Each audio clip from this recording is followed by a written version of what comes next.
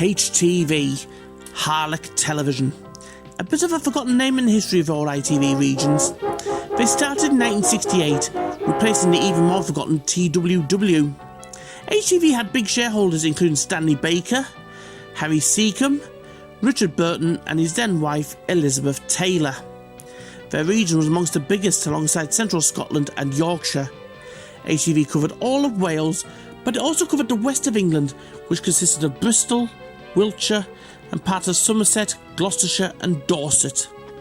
While HTV might have been the biggest ITV region in terms of area size, financially they didn't have the clout of Thames or Granada or ATV.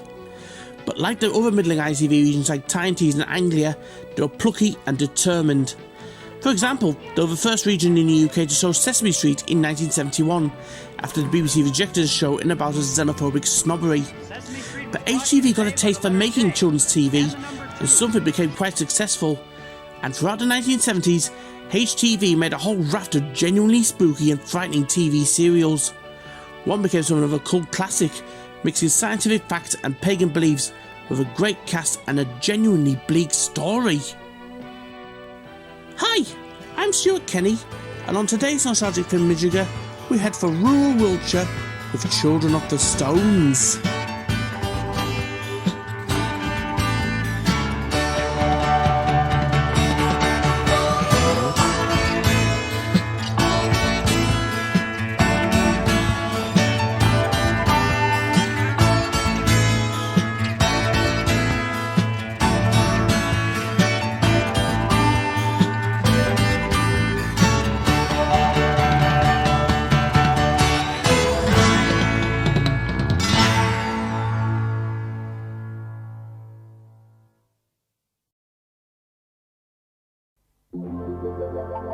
HTV were a very ambitious company, and when it came to their original programming, they were led by this man, Patrick Dromgoole, who in the early to mid-1960s had worked on numerous programmes for the BBC, ABC and Thames.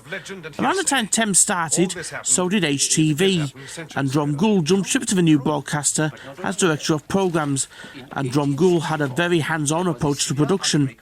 By that I mean he personally produced and directed some of HTV's shows. One of their early big productions was Pretenders in 1972, a historical drama set in the 17th century. Rebellion!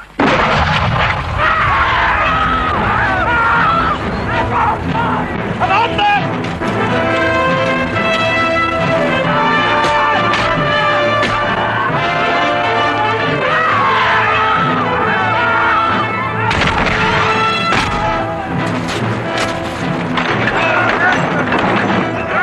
The rebels, including myself, though scarce 14, the rebels were led by that fair duke, the Protestant Duke of Monmouth, pretender to the throne. He recruited his ragtag army from the stout-hearted farmers and peasants of the West.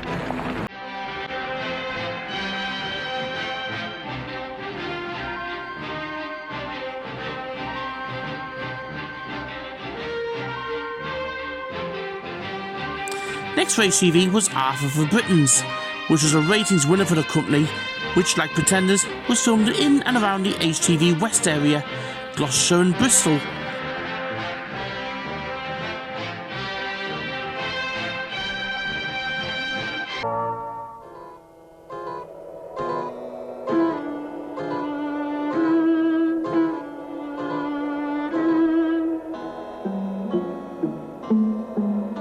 These were soon followed by Sky in 1975,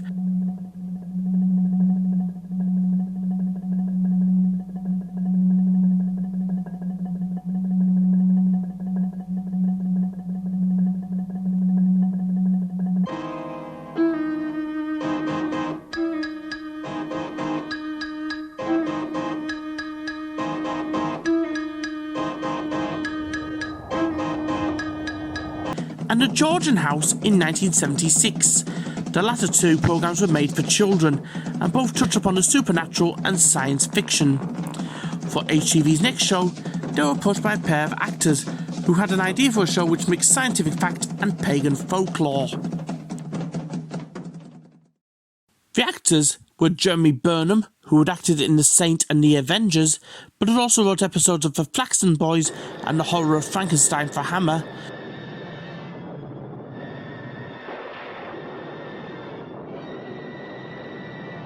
and Trevor Ray, who'd been in Emmerdale Farm. They worked together on the BBC detective drama Paul Temple,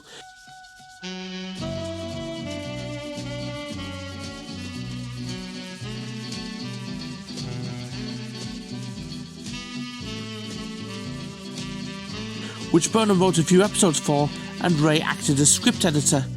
They came up with a story for the Children of the Stones and pitched it to Dromgoole, who loved the idea. He even knew where they could film it, the village of Avebury in Wiltshire, not too far from Stonehenge, which is home to 3 stone circles, which have been there since the 3rd century BC. Dromgoole had used Avebury as a location in Skye, and using it would be advantageous to reflect HTV's commitment to regional programming, which all ITV regions had to do back then.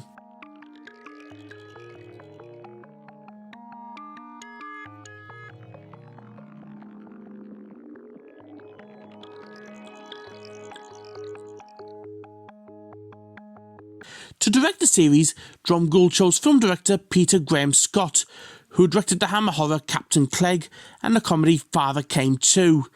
Scott thought it was a brilliant idea for a TV series, but he was worried whether it was too dark and complicated for children.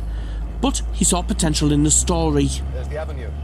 The plot is set in the village of Milbury, and it has astrophysicist Dr. Adam Brake, played by Gareth Thomas, and his teenage son Matthew, played by Peter Deming, coming to Milbury to carry out some scientific research on an ancient group of stones there. As soon as they arrive, it's immediately obvious that there's something not right about this village. Here's the circle. With the village inside it. Scary. What is? Not known anybody. Oh, you soon will. Suppose they all turn out to be nutters. Do we have to stay the whole 3 months? Yes, we do. If I don't complete my research, the university's going to want their grant back. Unless we've already spent half of it.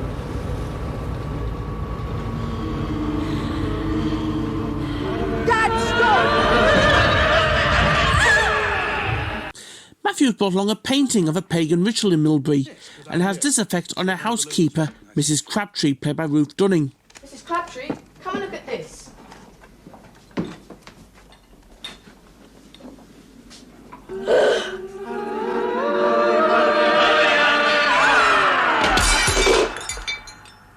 Good Lord, Mrs. Crabtree. Thank you, mate.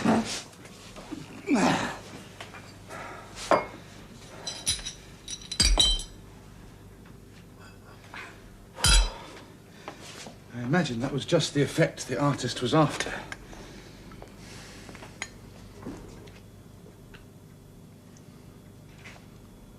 Hardly an auspicious start to your tenancy, Professor Brake. Mr. Hendrick? Just so.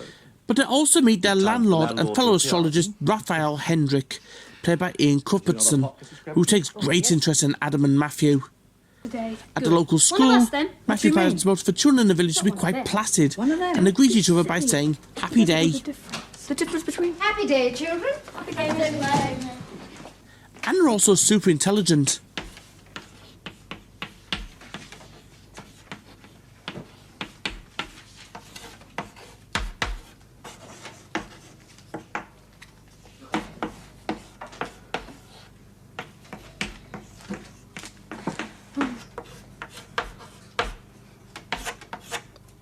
It's not long before Matthew is warned off by local poacher Di, played by Freddie Jones, about a grave danger in the village. Friends are few and far between around here, Matthew. If you want one, go to the sanctuary and wait. They will know. There, I'll find you. Meanwhile, Adam has become friends with Margaret Smythe, played by Veronica Strong, who runs a local museum. They, along with Matthew, soon discover a conspiracy in the village, and it's to do with the stones. and then I won't say any more, as that would give it away.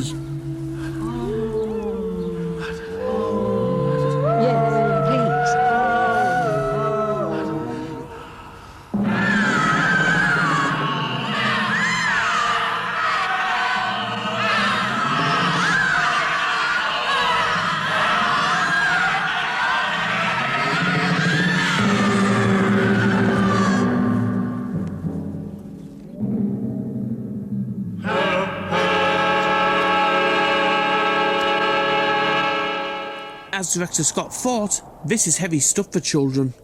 Even from the opening credits, you could tell the mood is dark and mysterious. The music sets the tone.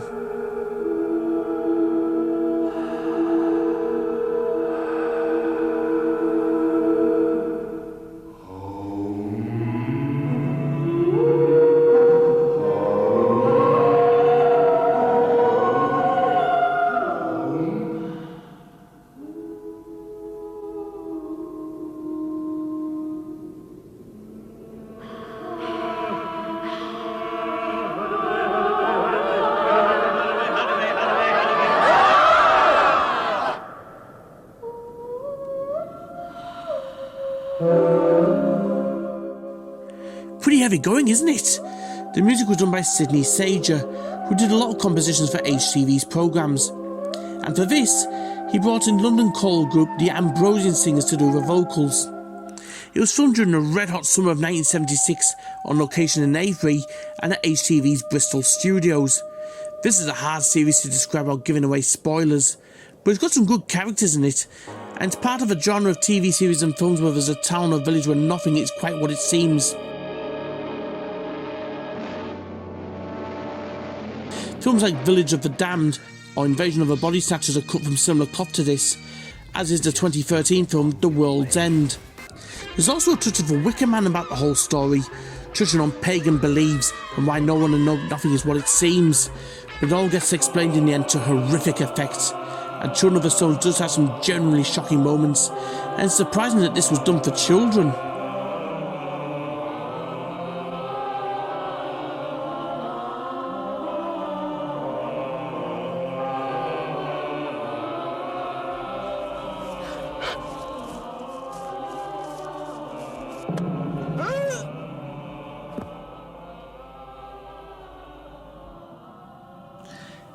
Children of the Stones was shown on ITV from January the 10th, 1977, broadcast at 4:45 on Mondays between Clapperboard and Emmerdale Farm. It did well enough to get repeated in July 1978. However, it's not been shown on British TV since, maybe because it's that scary and it might traumatise another generation of children. But it was released on video in 1981, although it was severely cut down from 7 episodes to 77 minutes. Well, the episode would get a proper release on video in 1993, and it was later released on DVD twice. Unlike a lot of HTV's other shows, where most series are incomplete and the odd missing episode here and there, Children of the Stones survives intact, and that's down to how popular it was with children and adults. There was a spin-off book written by the show's creators Jeremy Burnham and Trevor Ray. Plus, it even got shown in America on Nickelodeon's Third Eye strand in the 1980s, alongside another HTV production, Into the Labyrinth. That's another thing, HTV continued making programmes like this well into the 80s, including King of the Castle,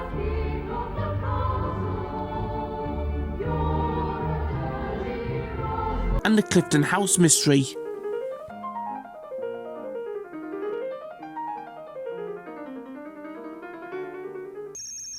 Children of the Stones is a landmark TV series, as a strong reminder of how children's TV used to be, and still remembered with great fondness.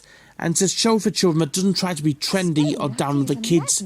It just tells a good story, which is what children want to hear. And there's a lot to keep adults gripped too. As I mentioned in the Do Not Adjust Your Set episode, it doesn't talk down to children or rely on overtly rude humour to keep people watching. HTV's programmes under Patrick Dromgoole's leadership made programming of quality, and has certainly delivered with Children of the Stones, as well as the others I've mentioned. But the fact that it's still scary, and they got away with it on a 4:45 afternoon slot on Children's ITV, is shocking enough. Yet it was enough to put HTV, one of the minor major ITV regions in terms of clout, on the map as a serious broadcaster. As for Avebury, the Stones are still there, and is now a UNESCO World Heritage Site, and he appeared in the 1998 comedy Still Crazy.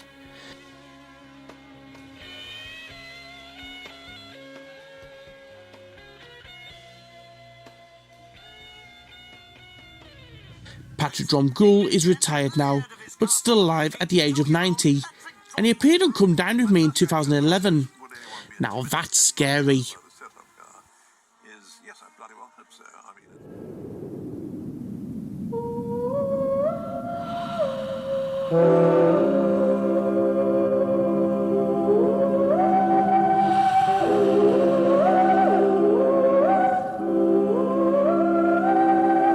Thank you ever so much for watching. Be sure to subscribe to see more videos I've made, and I'm on Facebook and Twitter if you want to drop by and say hello. I also have a Patreon if you want to donate or see me do specific subjects. See you again soon.